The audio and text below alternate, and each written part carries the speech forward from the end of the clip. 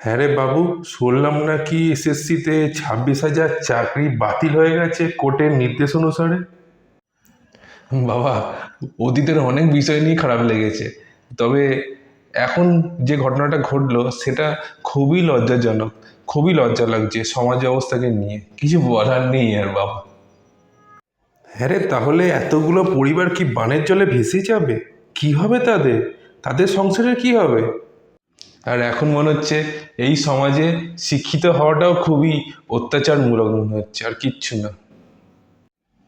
তবে বিষয়টা জেনে আমার খুব খারাপ লাগছে। সমাজে কত শিক্ষক আছে যারা প্রপারলি ট্রেনিং নিয়ে শিক্ষকতা করেছে, তারা আজকে দিশাহারা হয়ে গেল। বল, সমাজের বিশাল বড় একটা ক্ষতি হলো।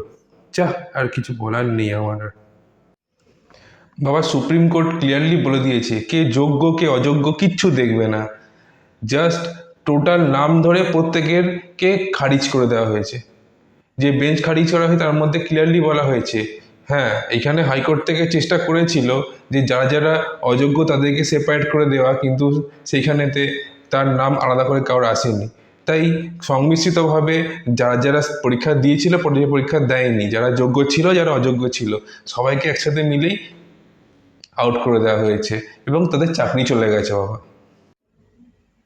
নমস্কার, আমি শুভ্রদীপ চৌধুরী, কমেডি রেজ চ্যানেলের তরফ থেকে আমি আজকে এই কমেডি ভিডিও কিছু শেয়ার করতে পারছি না।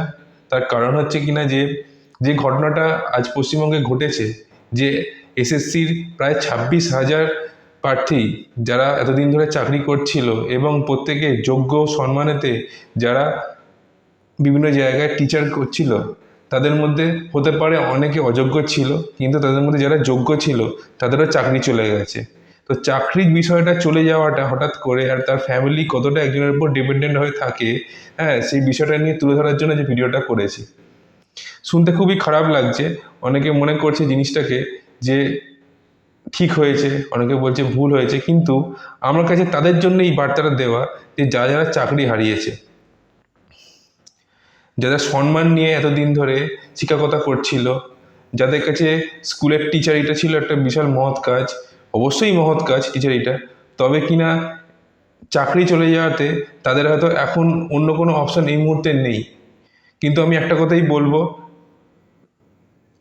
যারা আমার সমবয়সী আছো বা আমার থেকে ছোট আছো বা আমার থেকে বড় আছো, ঠিক আছে, আমি এজ নিয়ে বলতে কিছু পারবো না, তবে একটা জিনিস আমি বলতে পারি যে তোমরা মনে বল রাখো।